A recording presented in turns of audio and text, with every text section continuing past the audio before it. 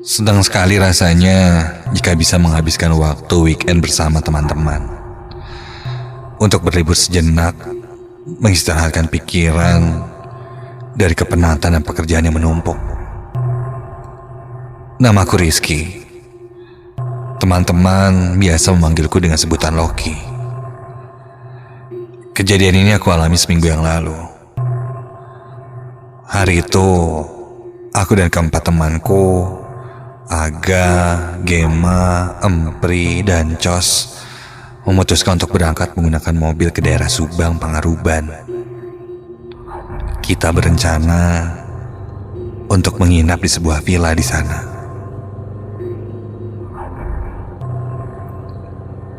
Bandung baru saja diguyur hujan yang sangat deras, membuat udara sangat dingin di luar sana.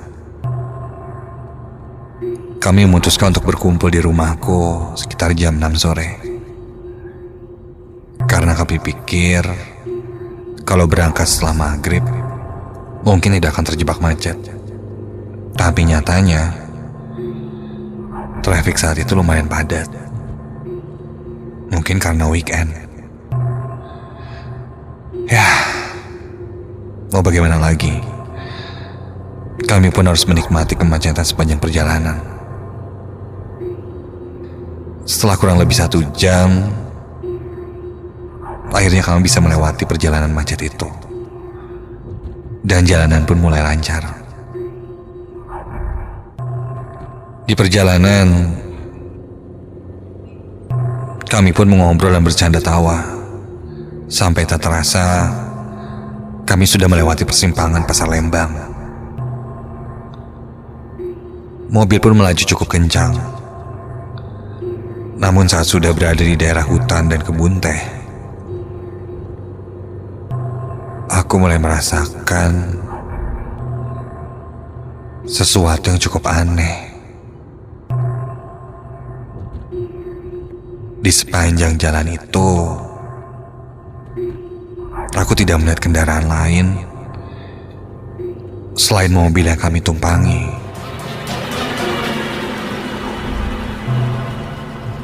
Guys, kalian sadar gak sih? Ini jalan kok sepi banget ya?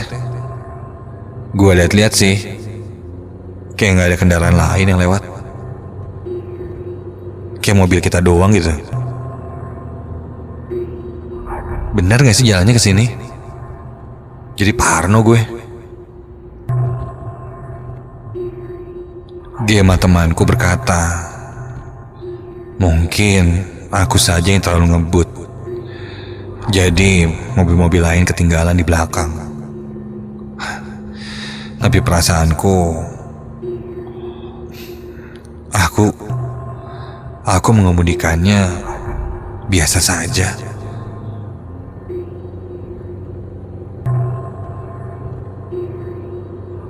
Perjalanan pun kami lanjutkan di jalan yang sepi itu. Sebelum sampai villa, aku berinisiatif untuk menepi dulu di dekat warung yang ada di pinggir jalan. Karena saat itu, tiba-tiba saja aku merasa ingin buang air kecil.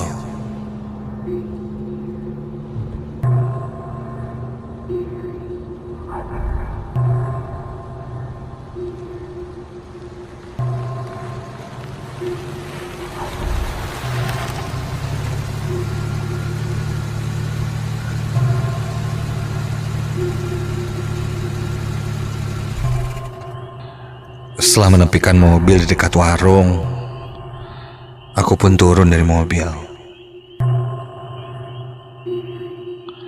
meninggalkan teman-temanku yang lain di dalamnya.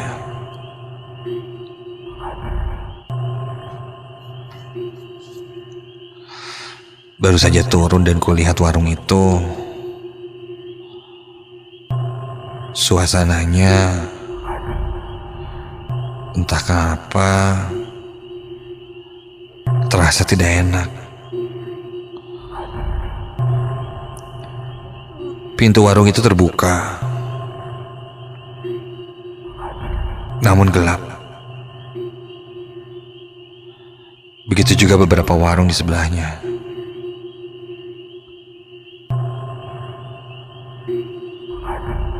Barang jualan tergantung di sana. Seperti selayaknya warung yang memang buka, tapi entah kenapa gelap dan tidak ada orang sepertinya. Ditambah jalanan yang sejak tadi sepi.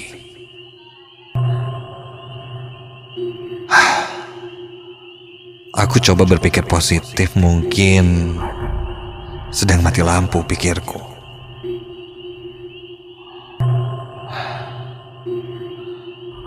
Karena gelap dan tidak ada siapa-siapa di sana, aku jadi mengurungkan niatku pergi ke kamar mandi dan kembali ke dalam mobil. Temanku sempat bertanya, kenapa tidak jadi? Ku bilang saja, warungnya tutup karena memang gelap sekali. Aku pun harus menahannya.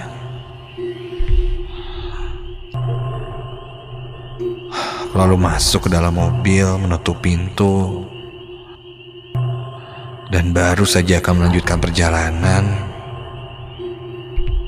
aku sempat terhenyak kaget ketika kuperhatikan kaca spion mobilku itu. Di belakang mobil terlihat ada yang berdiri. Ya, sekilas dari kaca spion mobil itu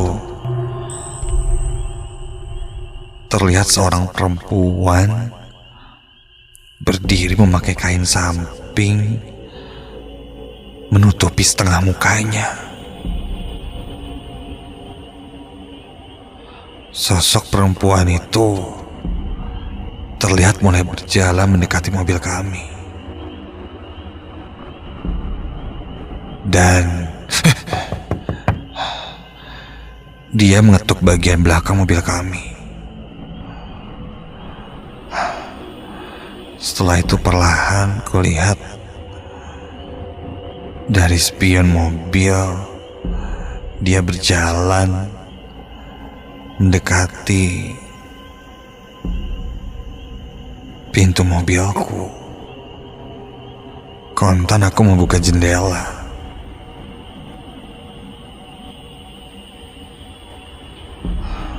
Kini terlihat dia sudah berada di depanku, memakai kaos putih kusam. Lalu dia mengerudungi kepalanya dengan kain samping hingga wajahnya tidak terlihat terlalu jelas karena tertutup sebagian oleh kain samping itu.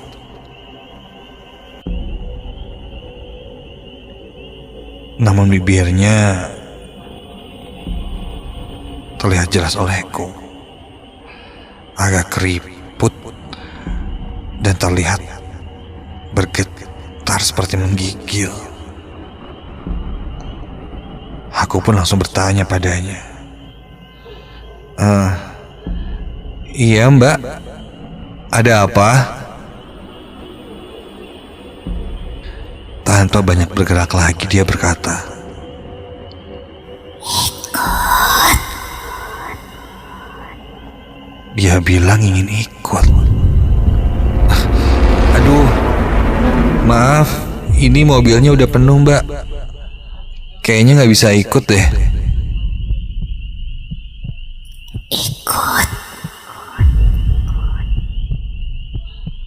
Meskipun sudah kutolak, tetap saja perempuan itu bersikeras ingin ikut bersama kami.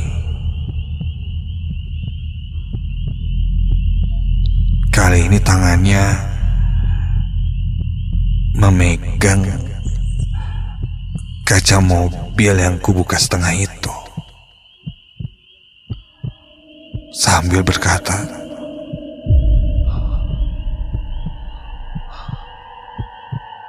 aduh, maaf ya mbak, gak bisa, udah penuh.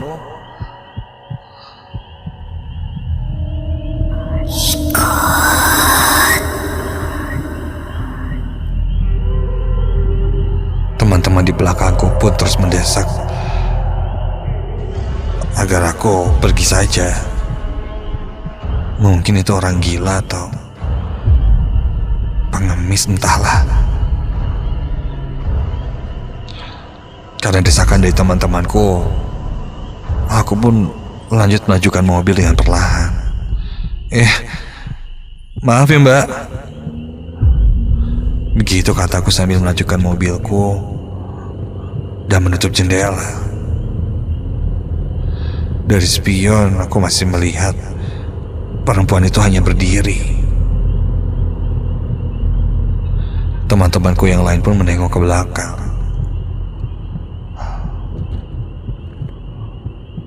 Bertanya-tanya siapa perempuan itu. Mobilku semakin lama semakin menjauh dari perempuan itu.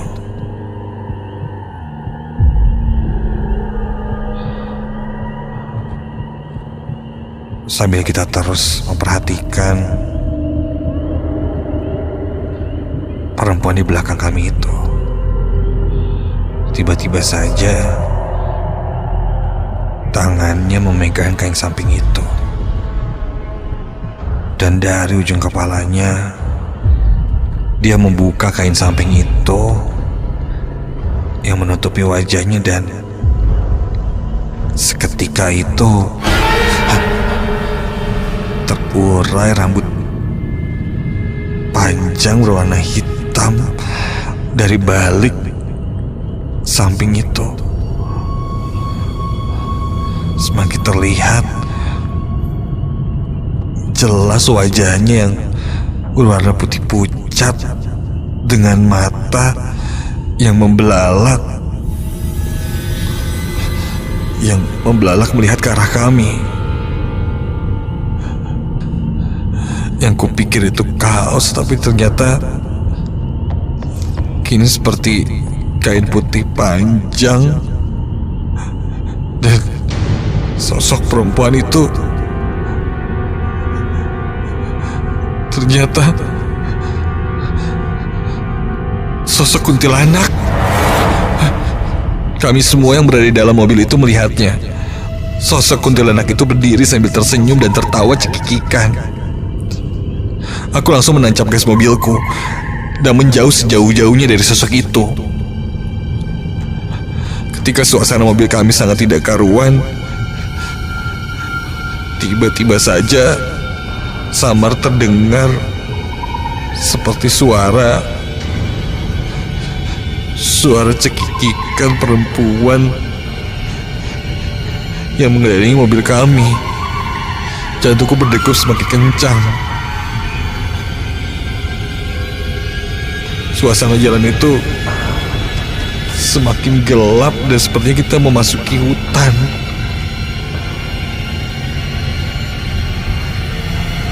Sampai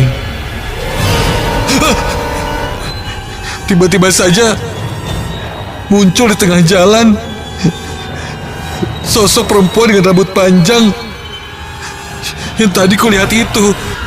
Kini sangat terlihat jelas. Wajah dan tangannya sangat keriput dengan jari yang panjang. Iya, ruas jarinya sangat panjang. Dan dia membelalak pada aku. Mulutnya menganga dan menunjuk ke arah kami sambil berkata,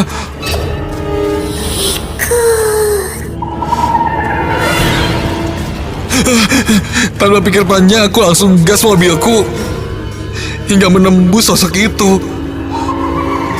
Ketika itu angin dingin menyeruak di dalam mobil kami.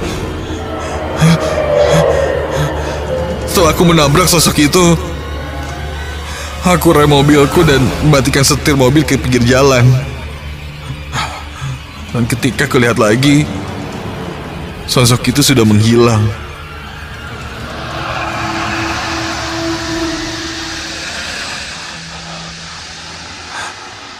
Mengetahui sosok itu hilang tanpa pikir panjang, kami langsung melajukan lagi mobil.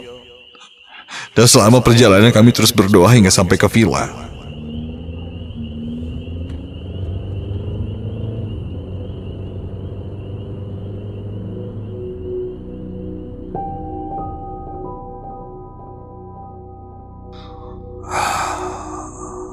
Sampai di villa,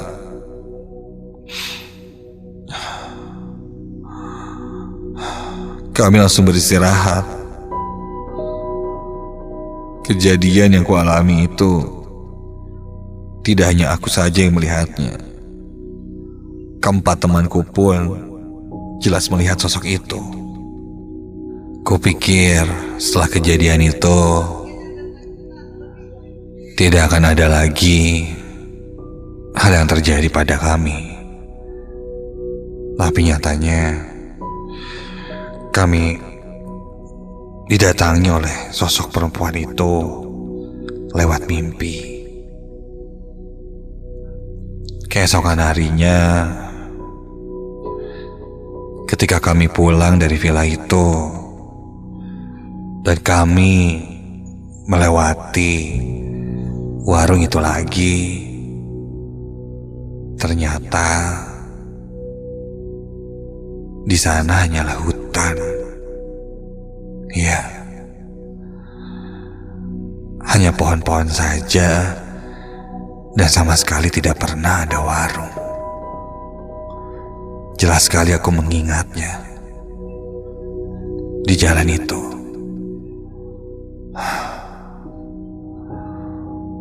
kami berhenti sejenak di sana. Lalu kami berdoa dan meminta untuk sosok itu agar turun dan tidak mengikuti kami. Untungnya setelah itu sosok itu benar-benar tidak muncul lagi. Konon sosok perempuan itu adalah salah satu korban pembunuhan